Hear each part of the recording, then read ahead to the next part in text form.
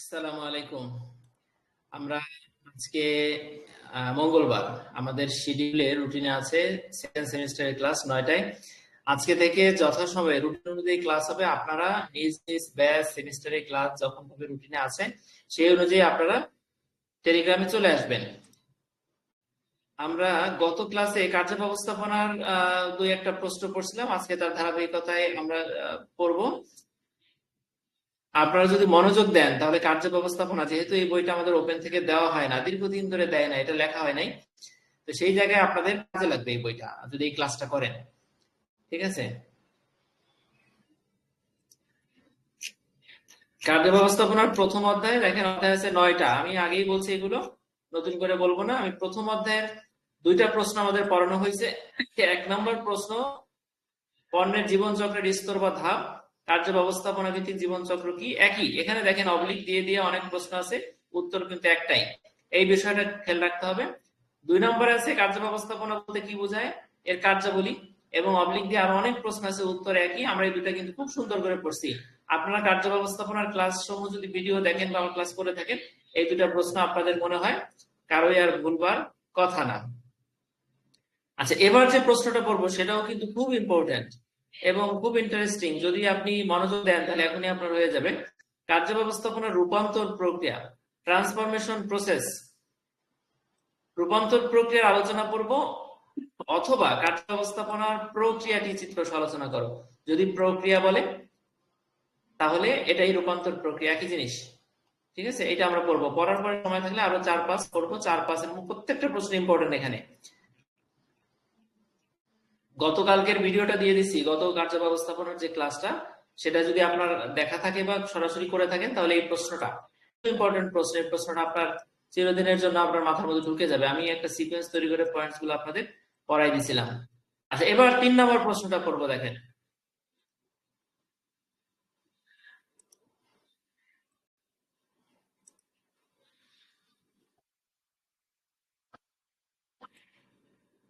তিন নাম্বার, কার্য ব্যবস্থাপনার রূপান্তর প্রক্রিয়া আলোচনা করুন, অথবা গেছে কার্য ব্যবস্থাপনার প্রক্রিয়াটি চিত্র সহ আলোচনা করুন। ঠিক আছে? চিত্র সহ। এখন আমাদের একটা চিত্র দিতে হবে। চিত্রটা আমরা কোথায় পাবো? চিত্র এই প্রশ্নের ভিতরে ইনপুট, প্রসেস ফাংশন এবং আউটপুট যে 3টা পয়েন্ট আছে, এই চিত্রও কিন্তু তাই। ঠিক আছে? আর একটা জিনিস আছে ফিডব্যাক, সেই ফিডব্যাকটা এখানে দেখানো হয়েছে। চিত্রটা খুব ইজি। যদি চিত্র সহ বলে তখন কিন্তু চিত্র না দিয়ে উপায় নাই।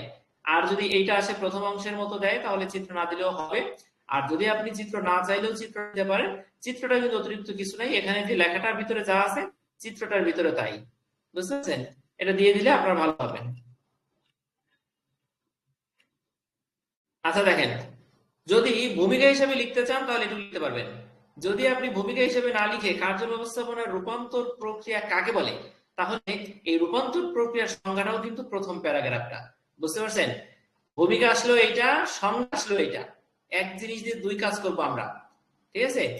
কার্য ব্যবস্থাপনার রূপান্তর প্রক্রিয়া, কার্য ব্যবস্থাপনার রূপান্তর বা transformation process in operations management একটি অত্যন্ত গুরুত্বপূর্ণ ধারণা যা ব্যাখ্যা করে, এটা তো বুঝতে পারছেন, এটি একটি অত্যন্ত গুরুত্বপূর্ণ ধারণা যা ব্যাখ্যা করে। কি ব্যাখ্যা করে? কিভাবে একটি প্রতিষ্ঠান কাঁচামাল, জনবল, প্রযুক্তি এবং অন্যান্য ইনপুটকে রূপান্তর করে চূড়ান্ত পণ্য বা সেবায় পরিণত করে। সিম্পল একটা বাক্য, খুবই। আমি আবার পড়ি।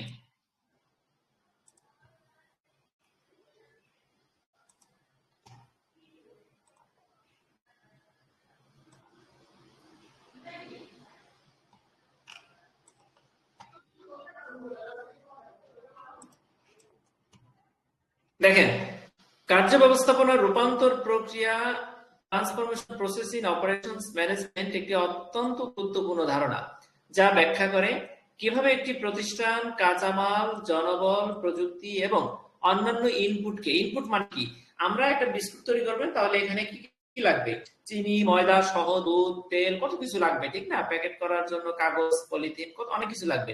এই সব কিছু এবং মানুষ, যন্ত্রপাতি, শ্রম, ঘরবাড়ি, বিদ্যুৎ সবগুলো হচ্ছে ইনপুট। অর্থাৎ কিভাবে একটি প্রতিষ্ঠান সব ধরনের কাঁচামাল, জনবল, প্রযুক্তি এবং অন্যান্য ইনপুট মানে যা যা আছে এভরিথিং, সবকিছুকে রূপান্তর করে চূড়ান্ত পণ্য বা সেবায় পরিণত করে। আমি না দেখে আপনাদেরকে এই প্রথম বাক্যটা আমি একটু পরে, আপনারা মনোযোগ দিয়ে। Transformation process in operations management একটি অত্যন্ত গুরুত্বপূর্ণ ধারণা, যা ব্যাখ্যা করে কিভাবে একটি প্রতিষ্ঠান তার কাঁচামাল, শ্রম, যন্ত্রপাতি, অন্যান্য ইনপুটকে ব্যবহার করে চূড়ান্ত পণ্য বা সেবায় রূপান্তরিত করে। সেটাই হলো transformation process in operations management. Clear? এই প্রক্রিয়ার মধ্য দিয়ে একটি প্রতিষ্ঠান তার উৎপাদন সেবা কার্যক্রম বাস্তবায়ন করে। এখানে রূপান্তর প্রক্রিয়ার সংজ্ঞা, ভূমিকা যাই বলেন না কেন, দুইটা বাক্য আছে। আপনি যদি দুইটা বাক্য কি, কোন কোন দুইটা বাক্য, জাস্ট এতটুকু মনে রাখতে পারেন, তাহলে বাক্যটা বড় হোক ছোট হোক আপনি লিখতে পারবেন। ঠিক আছে, মুখস্থ হয়ে গেল আশা করি। এবার রূপান্তর প্রক্রিয়ার যে, এখানে দেখেন দ্বিতীয় প্রশ্নটা ছিল প্রক্রিয়া, মানে সিস্টেমেটিক একটার পর একটা যেটা আসছে বা প্রক্রিয়া, আমরা সেই প্রক্রিয়াগুলো পড়বো। আমরা জানি প্রক্রিয়ার পয়েন্টগুলো হয় না, প্রথমে হলো ইনপুট, ইনপুটের পরে হলো প্রসেস ফাংশন, তারপর হলো আউটপুট। আপনারা অলরেডি বুঝে ফেলছেন যে কি পড়াতে চাচ্ছি। ইনপুট, ইনপুটের মধ্যে কি থাকবে? কাঁচামাল থাকবে, র ম্যাটেরিয়াল, শ্রম, লেবার, মেশিনারি, যন্ত্রপাতি এবং তথ্য, জ্ঞান, ইনফরমেশনের নলেজ, আর হলো ক্যাপিটাল, মূলধন। এই সব কিছু কিন্তু ইনপুট বা কাঁচামাল বা প্রাথমিক পণ্য, বুঝতে পারছেন? বা প্রসেস ফাংশন যাবার আগের পণ্য, বুঝতে পারছেন? তাহলে ইনপুটে কি লিখবো আমরা? ইনপুটে জাস্ট এক্সাম্পল গুলোই লিখবো আর সেরেফ একটা বাক্য, বুঝতে পারছেন? বেশি কিছু নেই। এই ধাপে এমন সব উপকরণ ও সম্পদ ব্যবহৃত হয় যেগুলোকে রূপান্তরের মাধ্যমে চূড়ান্ত আকারে আনা হয়। এই ধাপে এমন সব উপকরণ ও সম্পদ ব্যবহার করা হয় যেগুলোকে রূপান্তরের মাধ্যমে চূড়ান্ত আকারে আনা হয়। সিম্পল একটা বাক্য, ইজি। উদাহরণ কি? কাঁচামাল, র ম্যাটেরিয়ালস, শ্রম, যন্ত্রপাতি, শ্রম, লেবার, যন্ত্রপাতি, মেশিনারি, তথ্য, জ্ঞান, ইনফরমেশন, নলেজ, মূলধন, ক্যাপিটাল। আপনি ইংরেজি যদি সময় থাকে দিবেন, কেন? কারণ হলো ইংরেজি দিলে আপনার মার্কসটা বেশি আসবে। স্যারের চোখে বললে স্যার মনে করে না ভালো লিখছে, বুঝতে পারছেন? এইভাবে আপনি 1 মার্কস বেশি পেবেন ইংরেজি দিলে। তাহলে ইনপুটটাই জাস্ট দুইটা বাক্য। ওকে, ইনপুটের পরে আপনি লিখবেন প্রসেস ফাংশন। প্রসেস ফাংশন মানে হলো ইনপুটটাকে আপনি কোন কোন প্রসেসের মধ্য দিয়ে কিভাবে নিচ্ছেন, কিভাবে আপনি চূড়ান্ত পণ্য তৈরি করবেন, কিভাবে একটা কলম তৈরি করবেন, কিভাবে কলমটা লেখার উপযোগী হবে, অর্থাৎ আউটপুট। প্রসেস ফাংশনটা দেখেন, বা প্রক্রিয়া কার্যাবলী বাংলায়। এই ধাপে ইনপুট উপাদানগুলোর কার্যকর ব্যবহার, প্রক্রিয়াকরণ ও পুনর্বিন্যাসের মাধ্যমে। এখানে 3টা টার্ম আছে ভাই, এই 3টা টার্ম আপনাকে দিতে হবে। এই ধাপে ইনপুট উপাদানগুলোর কি কার্যকর ব্যবহার, প্রক্রিয়াকরণ, পুনর্বিন্যাস। পুনর্বিন্যাস মানে কি? নড়াই চড়াই বসাই দিলেন, এলোমেলো করে সাজাই দিলেন, এটা হলো পুনর্বিন্যাস। প্রক্রিয়াকরণ মানে বুঝতেই তো পারতেছেন, প্রসেস মানে একটার পর একটা করলেন, অথবা একটা ধাপ আছে, একটা একরকম আছে সেটাকে অন্য রকমে দিলেন। বা কার্যকর ব্যবহার, ঠিক আছে, ব্যবহার করলেন। এই 3টা টার্ম ব্যবহার করে আপনি বাক্যটা লিখবেন। এই ধাপে ইনপুট উপাদানগুলোর কার্যকর ব্যবহার, প্রক্রিয়াকরণ ও পুনর্বিন্যাসের মাধ্যমে তা একটি চূড়ান্ত আউটপুটের রূপ নেয়। ক্লিয়ার? রূপান্তরের ধরন। এখন আপনি উপরে কিন্তু কতগুলো এক্সাম্পল দিছেন, আর এখানেও এক্সাম্পল, এগুলো এক্সাম্পল, তবে কয়টা এক্সাম্পল? 4টা। 4টা এক্সাম্পলকে একটা প্যারাগ্রাফের মধ্যে না এনে আপনি 4টা, এখানে কিছু বিশেষ চিহ্ন দেন, ছোট ছোট বক্স দেন, ছোট ছোট বিন্দু দেন, অথবা 1 2 3 4 লেখেন। যেহেতু এখানে 1 2 আছে, এখানে নতুন করে 1 লিখবেন না। এখানে 1 থাকলে, বড় প্রথম পয়েন্টে 1 থাকলে ভিতরের যে ছোট ছোট পয়েন্টস লিখবেন সেখানে কিন্তু 1 2 দিবেন না, সেখানে ক খ দিবেন, অথবা রোমান অক্ষর লিখবেন, অথবা অন্য কোনো কিছু লিখবেন, বুঝতে পারছেন? তাহলে এখানে আছে কি কি? শারীরিক রূপান্তর, স্থানিক রূপান্তর, তথ্য রূপান্তর, মানসিক রূপান্তর। প্রশ্নটা যাতে আপনি আপনার মুখস্থ হয় সেইভাবে মনোযোগ দিবেন। শারীরিক রূপান্তর, 4 ধরনের রূপান্তর আছে। একটা হলো শারীরিক, মানে জামা তৈরি, গাড়ি তৈরি। স্থানিক রূপান্তর হলো যেমন কুরিয়ার সার্ভিস গুলো এক জায়গা থেকে আরেক জায়গায় পণ্য পৌঁছে দেয়। তথ্য রূপান্তর মানে হলো আপনি ফিল্ডে কাঁচা তথ্য নিয়ে এসে সেটাকে আপনি প্রসেসিং করে যদি আপনি ফেসবুকে আপলোড করেন, ওয়েবসাইটে দেন, তাহলে সেটা হলো চূড়ান্ত তথ্য। তাহলে তথ্য রূপান্তর। মানসিক রূপান্তর হলো শিক্ষা, কাউন্সিলিং সেবা, যেমন আমি এখন পড়াচ্ছি, এটা কিন্তু মানসিক রূপান্তর। মানে এখানে আমি তথ্য ডেলিভারি করতেছি না, এখানে অনেক তথ্যের, মানে ফিক্সড তথ্যের বাইরেও আমি আমার অনেক কথা, আমার অনেক চিন্তাধারা আমি আপনাদের মধ্যে দিচ্ছি, ঠিক না? তো এখানে মানসিক রূপান্তর, জ্ঞান রূপান্তর, ঠিক আছে? তো এখানে 4 ধরনের রূপান্তর প্রসেস ফাংশনে লিখবেন। একটা হলো শারীরিক রূপান্তর, স্থানিক রূপান্তর, তথ্য রূপান্তর, মানসিক রূপান্তর, ঠিক আছে? আমি শারীরিক রূপান্তরটা পড়ি। কাঁচামালকে একটি পণ্য হিসেবে তৈরি করা, সিম্পল একটা বাক্য। আর এক্সাম্পল, জামা তৈরি, গাড়ি তৈরি, শেষ। স্থানিক রূপান্তর হলো একটি বস্তু বা মানুষকে এক স্থান থেকে আরেক স্থানে স্থানান্তর করা, যেমন পরিবহন সেবা, শেষ। তথ্য রূপান্তর হলো তথ্য সংগ্রহ, বিশ্লেষণ, উপস্থাপন। তথ্য সংগ্রহ, বিশ্লেষণ, উপস্থাপন। তথ্য ফিল্ড সাংবাদিকরা সংগ্রহ করে, অফিসে এসে বিশ্লেষণ করে, লিখে সেটাকে উপস্থাপন করে। ডেটা প্রসেসিং সেবা, এক্সাম্পল গুলো মনে রাখবেন। মানসিক রূপান্তরের মধ্যে আছে জ্ঞান বা মানসিক অবস্থা পরিবর্তন, জ্ঞান বা মানসিক অবস্থা পরিবর্তন, যেমন শিক্ষা, কাউন্সেলিং সেবা। ক্লিয়ার? প্রসেস ফাংশনটা শেষ। এরপরে প্রশ্ন কিন্তু শেষ। এরপরে 3 নম্বরে লিখবেন আউটপুট, মানে কি ডেলিভারি দিচ্ছেন, কি বের হয়ে আসতেছে। ইনপুট দেওয়ার পরে প্রসেস ফাংশনের মাধ্যমে কি আসতেছে সেটা হলো আউটপুট। রূপান্তরের শেষে যে পণ্য বা সেবা তৈরি হয় সেটি আউটপুট। এটি ব্যবহারকারীদের চাহিদা পূরণ করে। দুইটা বাক্য, কয়টা বাক্য? দুইটা। একটা হলো রূপান্তরের শেষে যে পণ্য বা সেবা তৈরি হয় সেটি আউটপুট, এটি ব্যবহারকারীদের চাহিদা পূরণে ব্যবহৃত হয়। এরপর এক্সাম্পল কি কি আছে? উৎপাদিত কাপড়, চিকিৎসা সেবা, ব্যাংকিং সেবা, সফটওয়্যার প্রোডাক্ট, প্রশিক্ষিত জনশক্তি। উৎপাদিত কাপড়, চিকিৎসা সেবা, ব্যাংকিং সেবা, সফটওয়্যার প্রোডাক্ট, প্রশিক্ষিত জনশক্তি। ক্লিয়ার? তাহলে প্রশ্নটা কি সহজ না কঠিন বলেন? সহজ। এখন ভালো মার্কস পাওয়ার জন্য অনেকে হয়তো এখানে উপসংহার দিয়ে শেষ করে দিবে, কিন্তু না, আপনি ভালো মার্কস পাওয়ার জন্য আপনি চিত্র যদি আসে দিবেন, না থাকলেও দিতে পারেন। যদি চিত্র বাদও দেন অন্তত এই জিনিসটুকু দিবেন ভালো মার্কস পাওয়ার জন্য, পাশাপাশি উপসংহার দিবেন। ঠিক আছে? প্রত্যেকটা প্রশ্ন দেখেন, কতবার এডিট করতেছি, কতবার এই সংস্করণ করতেছি, নোটের তার কোনো ঠিক নাই। কার্য ব্যবস্থাপনাটা অনেকদিন ধরে, অনেক সাধনার পর একটা পূর্ণাঙ্গ বই, বছরের পর বছর। ঠিক আছে? এটা কোনো প্রযুক্তির ব্যবহার করে বা আর্টিফিশিয়াল ইন্টেলিজেন্স ব্যবহার করে আমি রাতারাতি একটা বই তৈরি করে ওইটা একদম মনে করেন সস্তা দামে ঘোষণা দিয়ে দেই নেই। নানান ধরনের চিত্র ব্যবহার করে, নানান ধরনের কৌশল ব্যবহার করে, ফোন দিয়ে, মেসেজ দিয়ে আমি আপনাদেরকে বাধ্য করতেছি না এগুলো কেনার জন্য। কারণ আমি এটা ওপেন স্টাডি গ্রুপ একটা প্ল্যাটফর্ম করছি, দিনের পর দিন শত শত ক্লাস, আজ 350 প্রায় 400 ক্লাস নেওয়া হয়েছে। হিসাবের বাইরেও অনেক ক্লাস নিছি আমরা। হ্যাঁ, অনেক গ্রুপ স্টাডি করছি। অনেক ভাই বোন কখনো বই ধরার সময় পান নাই, শুধুমাত্র পরীক্ষার আগে আমার ক্লাসগুলো করে বা আমাদের সাথে পড়াশোনা করে উনি পরীক্ষা দিয়ে আসছেন, অনেক ভালো রেজাল্ট করছেন, ফার্স্ট ক্লাস পেয়ে গেছেন। ঠিক আছে? এইটা হলো আমাদের অর্জন। একটা নোট বিক্রি করা, আপনারা অনেকেই ক্লাসে থাকবেন, ভিডিও দেখেন, সবাই কেমন নোট কেনেন, কেনেন না। কাজেই শুধু নোট বিক্রি করা আমার উদ্দেশ্য না। ঠিক আছে? নোট বিক্রি করাটা আমার প্ল্যাটফর্মের ক্ষুদ্র একটা অংশ, বৃহত্তর অংশ কিন্তু এটা রিপ্রেজেন্ট করে না। তা এই কারণে আপনারা পজিটিভ ভাবে নেবেন সব বিষয়গুলো। আর আরো অনেক আনুষঙ্গিক অনেক বিষয় আছে, সেটা আপনাদের বিবেচনা আধীন। ঠিক আছে? কিন্তু এই ক্লাসগুলো যে হয়, ক্লাসগুলো কিন্তু মূল্যহীন না, এগুলো তো অবশ্যই আপনারা থাকবেন। আচ্ছা, এবার দেখেন লাস্টে যে ইয়াটা আপনার ফ্লো ডায়াগ্রাম, এইটার ক্ষেত্রে ফ্লো চার্ট, এটার ক্ষেত্রে আপনি অবশ্যই এটা দিবেন। এখানে কি আছে দেখেন, রূপান্তর প্রক্রিয়ার চক্র, ইনপুট, একটা তীর চিহ্ন দিয়ে আপনি কি লিখবেন, ট্রান্সফরমেশন প্রসেস, আর একটা তীর চিহ্ন দিয়ে আউটপুট লিখবেন। এই যে 3টা পয়েন্ট এখানে লিখে দিলেন, শেষ।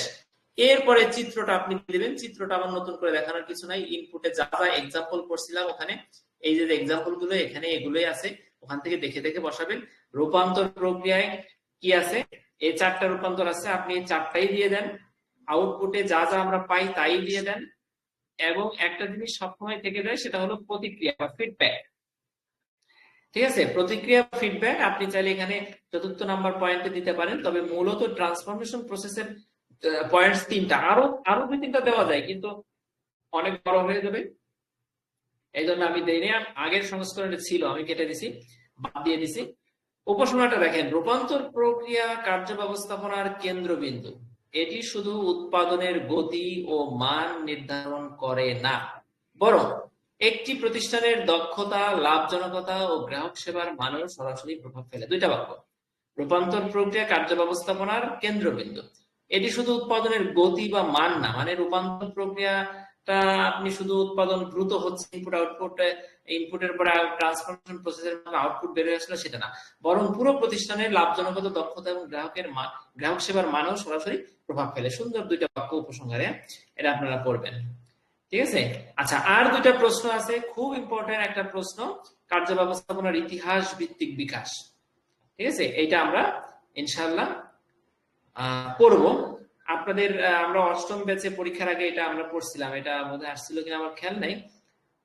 এটা বা এটা বোধহয় আসে নাই। আচ্ছা, যাই হোক, আমি কার্য ব্যবস্থাপনার যে ইতিহাস ভিত্তিক বিকাশ এই প্রশ্নটা আপনাদেরকে একটু পড়ানোর মধ্য দিয়ে আমি শেষ করব, এবং আগামী ক্লাসে এই 5 নম্বর প্রশ্ন হবার পরে আমরা কিন্তু দ্বিতীয় ইউনিটে যাব।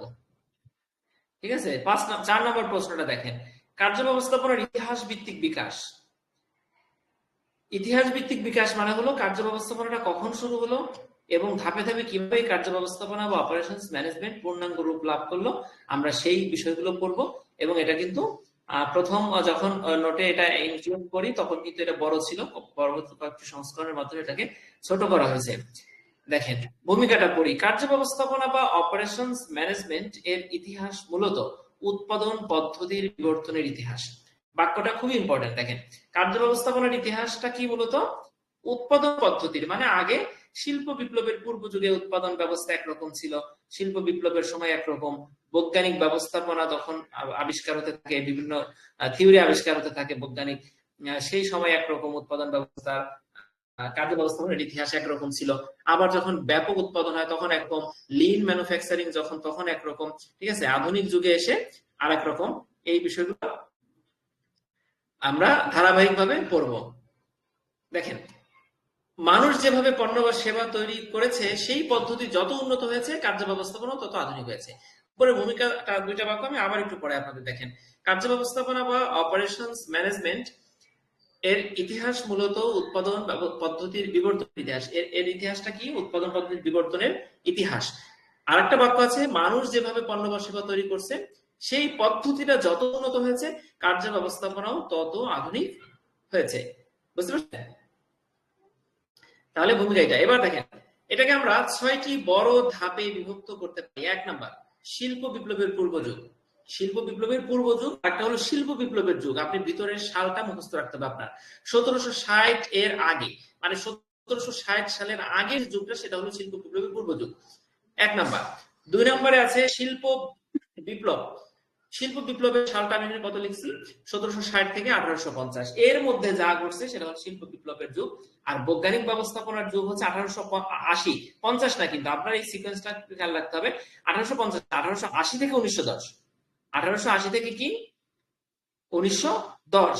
আচ্ছা, এরপরে ব্যাপক উৎপাদন, মানে ব্যাপকভাবে যখন উৎপাদন হয়, যেমন একটা দুইটা প্যাকেট না, অনেক প্যাকেট একসাথে যখন একটা ক্লিকে যখন বের হয়ে আসে, একটা লাইন ধরে যখন উৎপাদন গুলো হয়, তখন সেটা হলো ব্যাপক উৎপাদন বা মাস প্রোডাকশন। ঠিক আছে। আচ্ছা, তারপর হচ্ছে লিন ম্যানুফ্যাকচারিং। লিন ম্যানুফ্যাকচারিং 1980 থেকে, দেখেন এখানে আবার সিকোয়েন্স ঠিক আছে, 1880 থেকে 1910, 1910 থেকে 1980, 1980 থেকে 2000। যেমন টয়োটা কোম্পানি জাপানের জাস্ট ইন টাইম, মানে এটা আপনার একটা প্রশ্নই আছে এই অধ্যায়ে, জাস্ট ইন টাইম দিয়ে। তারপরে lean production, TQM, total quality management, 6 sigma, এই যে ধারণাগুলো বা এই যে মডেলগুলো আবিষ্কার হয় এই লিন ম্যানুফ্যাকচারিং এর যুগে। তারপরে হলো আধুনিক যুগ। আধুনিক যুগটা শুরু হয় 2000 থেকে বর্তমান। এখানে ERP, supply chain management, AI, IoT ইত্যাদি বিভিন্ন মডেল বা সফটওয়্যার বা ধারণার উদ্ভব ঘটেছে। ঠিক আছে, এই বিষয়গুলো আমি আপনাদের সুন্দর করে বোঝাই দিব। আমি ঠিক 30 সেকেন্ড পরে আসতেছি, আপনারা সবাই থাকবেন ইনশাআল্লাহ।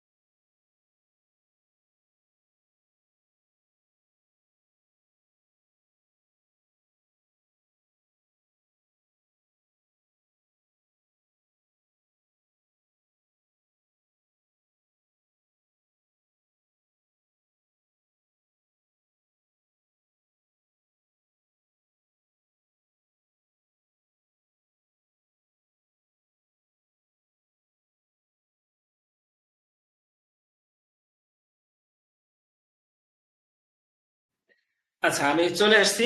আমাদের কিন্তু ঠিক 9:30টায় থার্ড সেমিস্টারে পড়াশোনা করার কথা আজকে।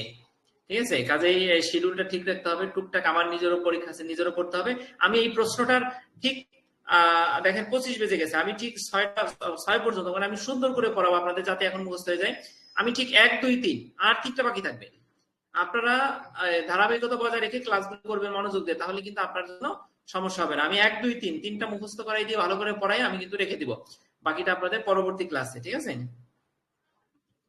দেখেন আর যদি পারি তাহলে পুরোটা, সমস্যা নাই। 5 মিনিটে আশা করি পারলে পুরোটা শেষ করব। দেখেন, কার্য ব্যবস্থাপনার ইতিহাস ভিত্তিক বিকাশের প্রথম ধাপ হলো শিল্প বিপ্লবের পূর্বযুগ, অর্থাৎ 1760 এর আগে। এই কথাটা মুখস্থ করে ফেল বারবার পড়তে পড়তে। এই সময়ে কারিগরি ভিত্তিক উৎপাদন হতো, মানে শিল্প বিপ্লবের আগেও কারিগরি ভিত্তিক উৎপাদন হতো, অর্থাৎ সেখানেও বিভিন্ন যন্ত্রপাতি ব্যবহার হতো। যন্ত্রপাতি বলতে হয়তো আপনার মানে নরমাল যন্ত্রপাতি, সেটা যদি কাঠ দিয়ে হয়, বাঁশ দিয়ে হয়, ঠিক আছে, বা ছোটখাটো লোহার ধাতু দিয়ে যন্ত্রপাতি দিয়ে হয়, সেটাও তো প্রযুক্তি, ঠিক না? সেটাও তো কারিগরি উৎপাদন। তাহলে এই সময় কারিগরি ভিত্তিক উৎপাদন হতো। একজন ব্যক্তি পুরো পণ্য তৈরি করত। এখন কিন্তু একজন ব্যক্তি পুরো পণ্য তৈরি করে না। একজন ব্যক্তিকে কিন্তু এখন আমরা শুধু বিস্কুট তৈরি করার দায়িত্ব দিয়ে দেই নেই, বা তুমি বিস্কুট তৈরি করো, তুমি চকলেট তৈরি করো, এরকম কিন্তু বলে দেই না। আগে কি হতো, একজন ব্যক্তিকে হয়তো বিস্কুট তৈরি করার দায়িত্ব দেওয়া হয়েছে, পুরো পণ্য সে তৈরি করতো। ফলে উৎপাদনটা কম হতো, সময় বেশি লাগতো, মানে বৈচিত্র্য ছিল। মানে বৈচিত্র্য মানে হলো, মানে বৈচিত্র্য মানে এখানে বুঝতে হবে যে আপনার দেখা যাচ্ছে যে বিস্কিটের প্যাকেটে ওজনে একটু কম বেশি হচ্ছে, বুঝতে পারছেন? এই জন্য এইটাকে বলা হয়েছে মানে বৈচিত্র্য। আর এখন কিন্তু ওই ওজন মাপ মেশিনের মাধ্যমে হচ্ছে, বিস্কিটের সাইজ মেশিনের মাধ্যমে, রং কালার সব বৈচিত্র্য তেমন নাই, সেই বৈচিত্র্যের কথা বলা হয়েছে এখানে। তাহলে শিল্প বিপ্লবের পূর্ব যুগে 1760 এর আগে আপনি কি লিখবেন? কারিগরি ভিত্তিক উৎপাদন হতো, একজন ব্যক্তি পুরো পণ্য তৈরি করত, মানে বৈচিত্র্য ছিল, উৎপাদন কম হতো, সময় বেশি লাগতো। এই শব্দগুলো পড়ে ফেলান, এটা দিয়েই আপনি লিখে ফেলেন এই প্যারাগ্রাফটা।